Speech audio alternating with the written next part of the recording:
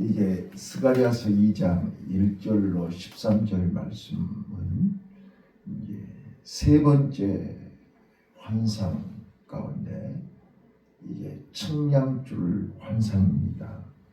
자, 첫 번째는 홍마 붉은 말을 타고 화석류 사이를 다니시는 하나님의 역사를 환상이 첫 번째 환상이 이제 하나님께서 이스라엘 백성들을 친히 보호하신다.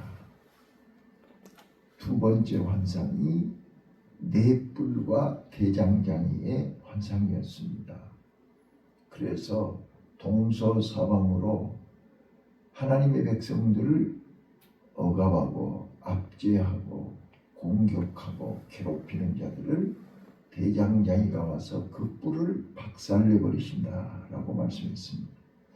오늘 세 번째 환상은 청량줄인데 이 청량줄은 바로 이제 예루살렘을 재건하시겠다고 하는 하나님의 계획을 가르쳐 주는 것입니다.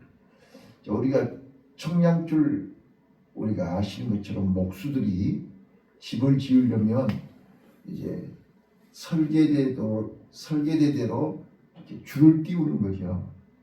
줄을 띄워서 얼마만큼 어디까지 이렇게 기둥을 세우고 건축을 하겠다고 하는 게 계획입니다.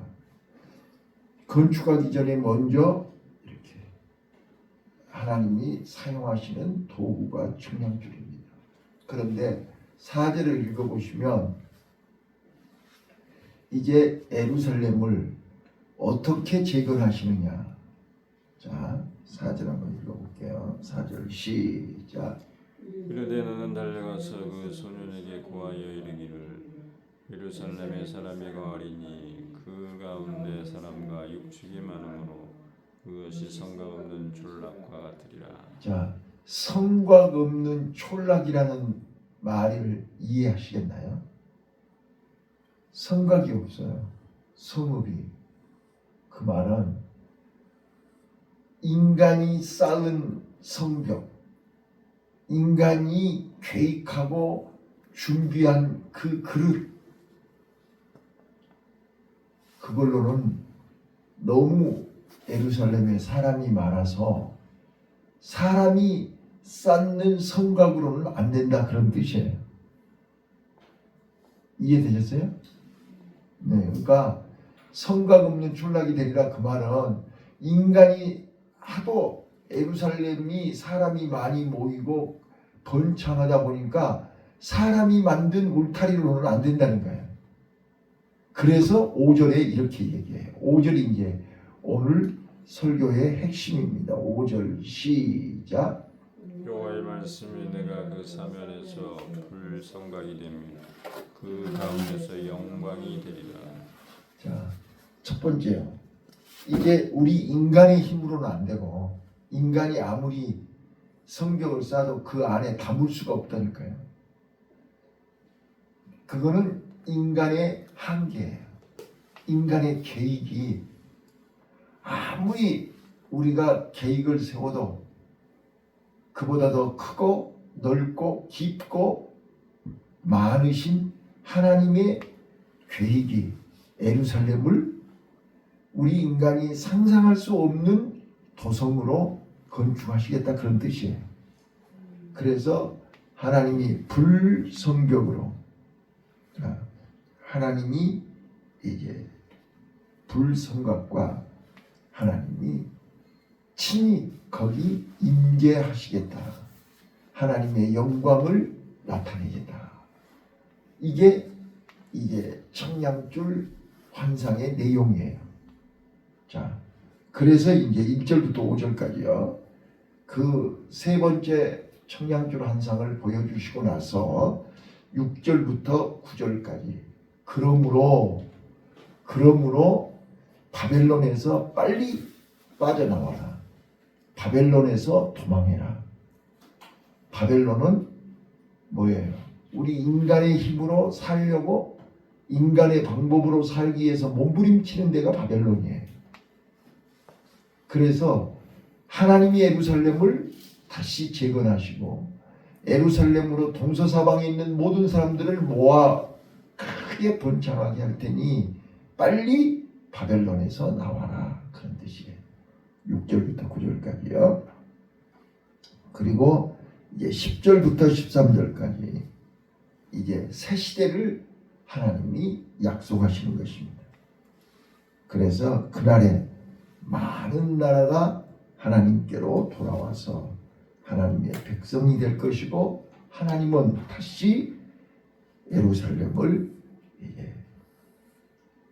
택하실 것이고 그 예루살렘을 통해서 이제 영광을 받으신다 하는 내용이 오늘 이제 스가랴서 2장의 세 번째 환상을 통해서 말씀하시는 거예요.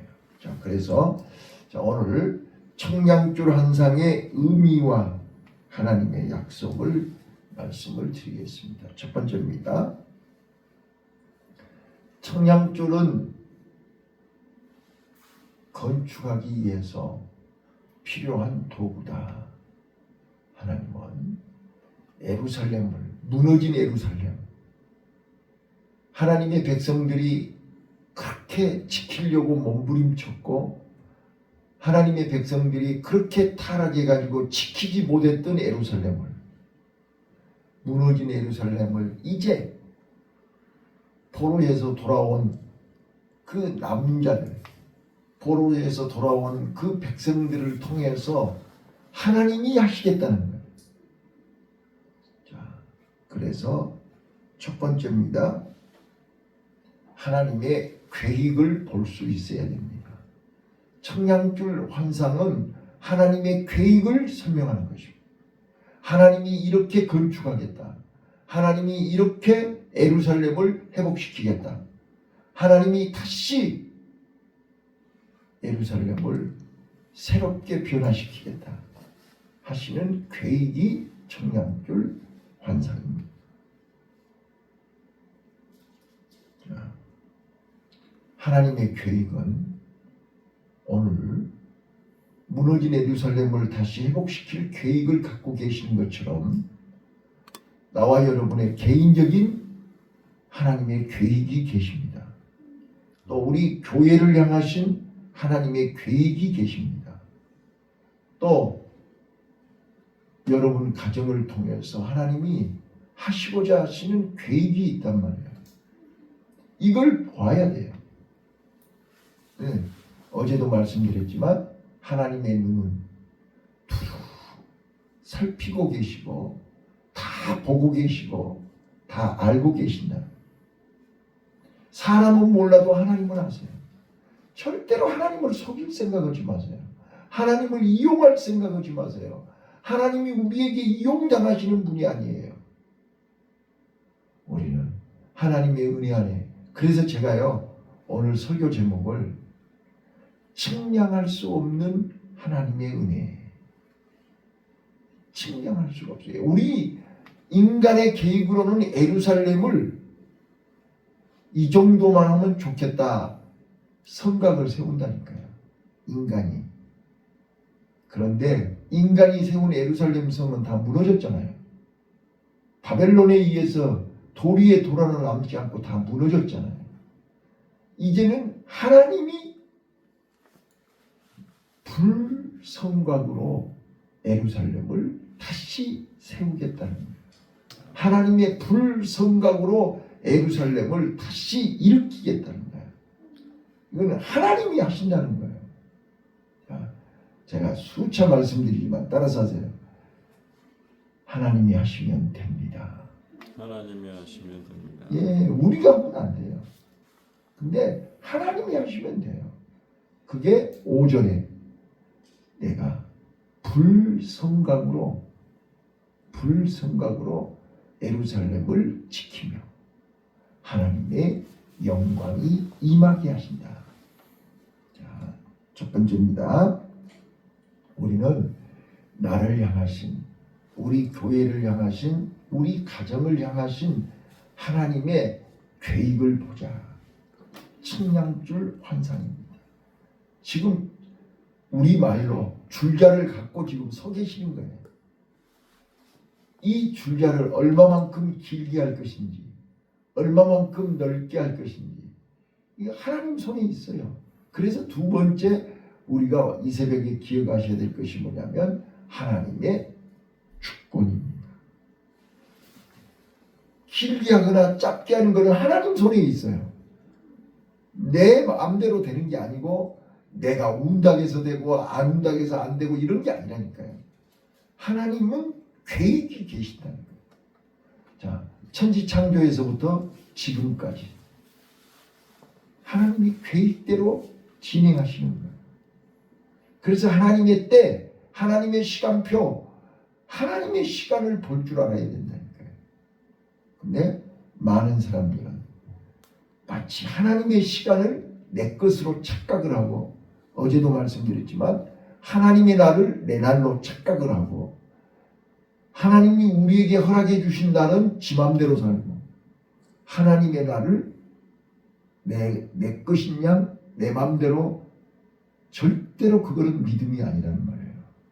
그래서 오늘 스가랴 선지자는 다시 한번 또 얘기해요. 우리는 하나님의 절대 주권을 인정하셔야 돼요. 네. 자, 거듭 말씀드리지만 자식이 아무리 성공하고 똑똑하고 잘나고 아무리 많이 배웠어도 부모를 넘어갈 수는 없어요. 부모는 부모의 자리에 있는 것이고 자식은 자식의 자리에 있어야 돼요. 우리 인간은 피조물이지 창조주가 될 수 없어요. 피조물은 피조물 자리에서 창조주를 바라봐야 돼요. 창조주의 명령에 따라야 되는 거잖아요. 그것이 살 길이에요. 그래서 다시 하나님은 예루살렘을 회복시킨다고 스가랴서에서 1장부터 6장까지 8가지 환상을 보여주신다니까요. 그 8가지 환상 중에 오늘 2장이 세 번째 환상이라는 거예요. 청량줄 환상이에요. 하나님이 다시 건축하시겠다. 다시 새롭게 회복시키시겠다 하는 거예요. 이게 하나님의 절대 주권입니다. 우리는 하나님의 주권을 무시하고 하나님의 주권을 넘어가는 순간 늘 말씀드리잖아요. 선을 넘지 마라. 자식이 선을 넘어버리면 부모를 우습게 하는 것입니다. 자, 피조물이 선을 넘으면 창조주를 도전하는 것입니다. 선악과가 뭐예요? 선을 넘지 말라는 거예요. 선악과를 따먹었다는 말은 선을 넘었다는 거예요. 하나님의 명령을 불순종했다는 말이에요. 그래서 죽음이 온 것입니다. 오늘 두 번째 하나님의 주권을, 자, 이미 하나님은 예루살렘의 크기와 예루살렘의 넓이와 예루살렘의 높이를 계획하셨습니다.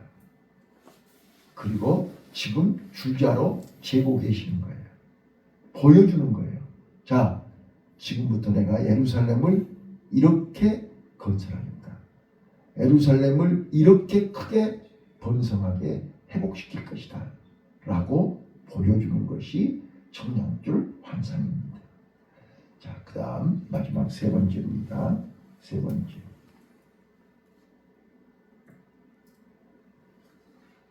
이 환상을 통해서 우리 인간이 상상할 수 없는, 우리 인간이 계획할 수 없는, 우리 인간이 한 번도 생각해 보지 않은 어마어마한 온 땅의 사람들이 다 모일 수 있는 예루살렘을 하나님이 건설하시겠다는 겁니다. 자, 13절 한번 보실래요? 13절 마지막 절입니다. 읽겠습니다. 시작. 무릇 혈기 있는 자들이 여호와 앞에서 잠잠할 것을 여호와께서 그 성소에서 일어나 시민하라 하더라. 12절 한번 더 읽을게요. 여호와께서 장차 유다를 취하여 거룩한 땅에서 자기 소유를 삼으시고 다시 예루살렘을 택하시니. 그 11절에 보시면요, 그날에 많은 나라가 여호와께 속하여 내 백성이 될 것이요 나는 그 가운데 거하리라. 내가 만군의 여호와께서 나를 이게 보내신 줄 알리라. 자, 그날에 많은 나라가 여호와께 속하여 내 백성이 될 것이다. 예루살렘으로 다 모일 것이다 그 말이에요. 그래서 예루살렘은 이렇게 줄로 재는 울타리로 이렇게 가둘 수 있는 그런 도시가 아니란 말이에요. 울타리가 없어요. 온 세계 사람들이 다 모여야 되니까. 이렇게 예루살렘을 번성시키겠다. 이런 예루살렘을 만드시겠다. 그런 뜻이에요. 제가 수없이 강조하고 말씀드리지만 교회는 울타리 안에 들어온 것이 교회가 아니란 말이에요. 울타리 안이나 울타리 밖이나 하나님이 거기 계시고 하나님 안에 있는 사람들은 다 에클레시아 교회입니다.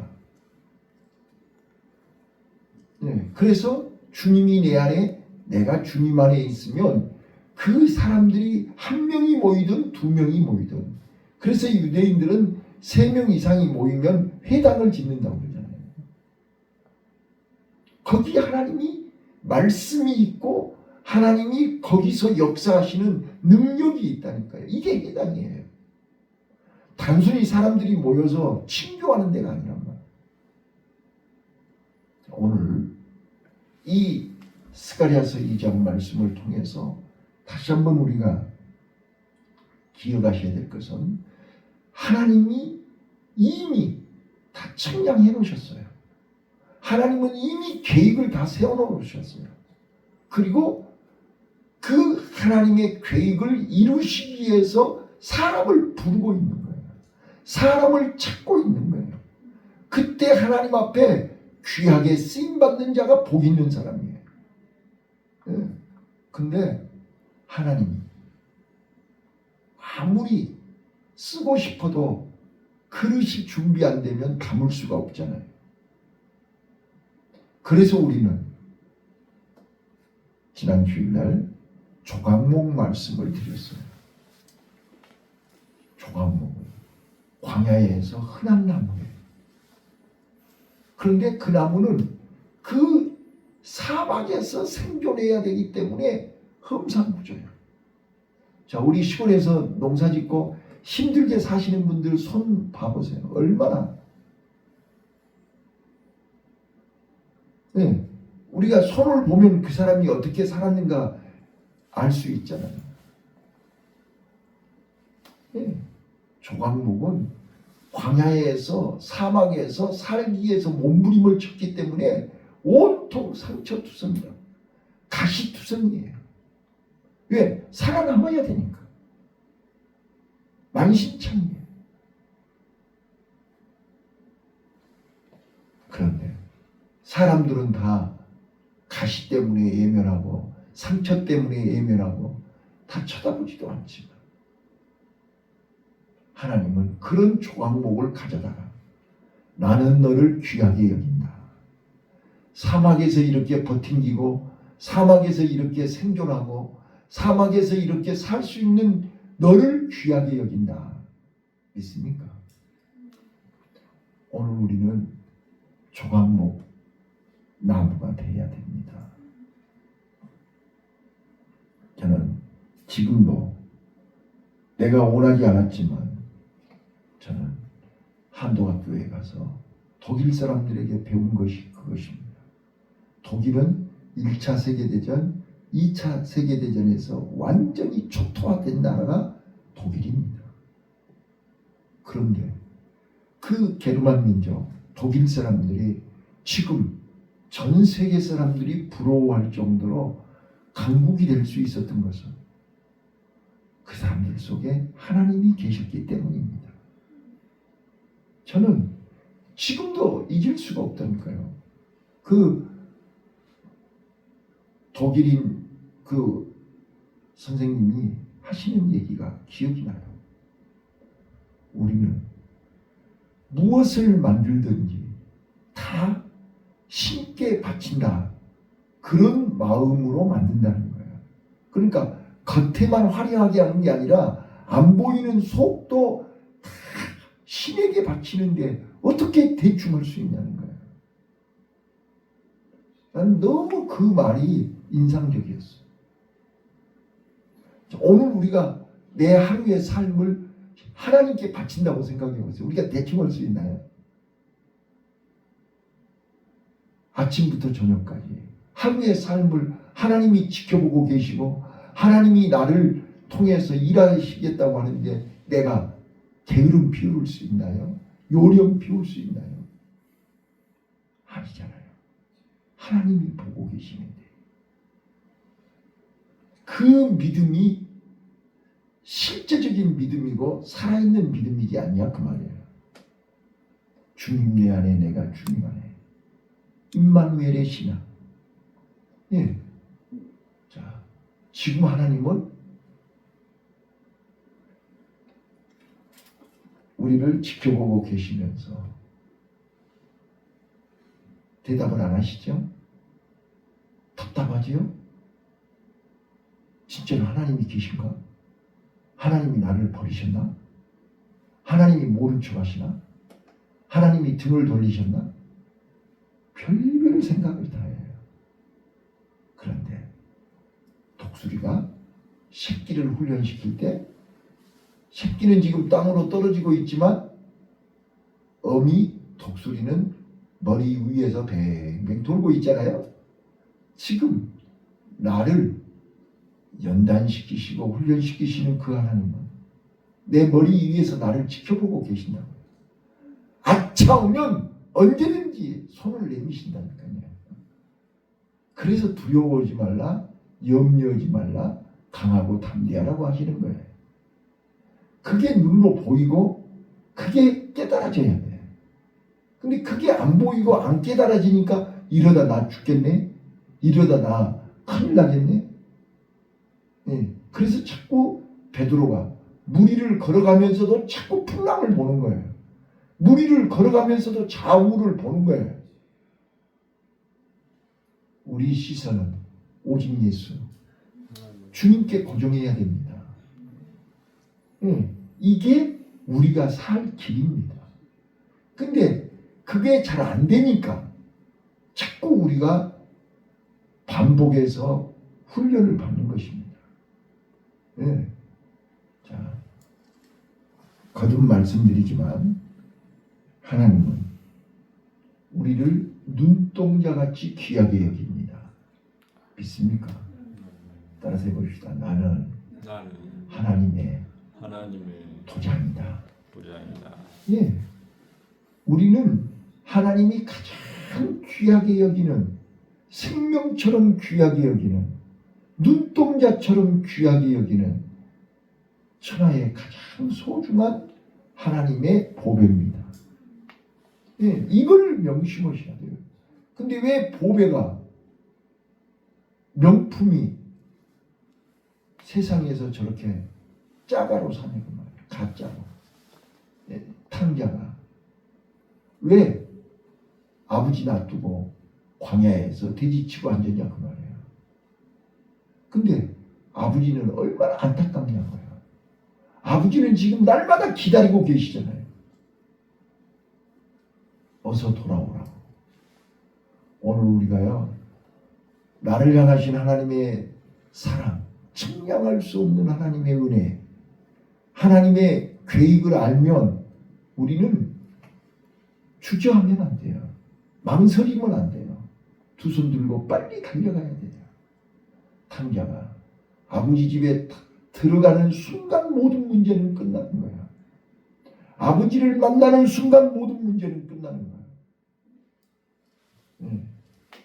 그렇게 제가 어제 이제 분과회의로 가가지고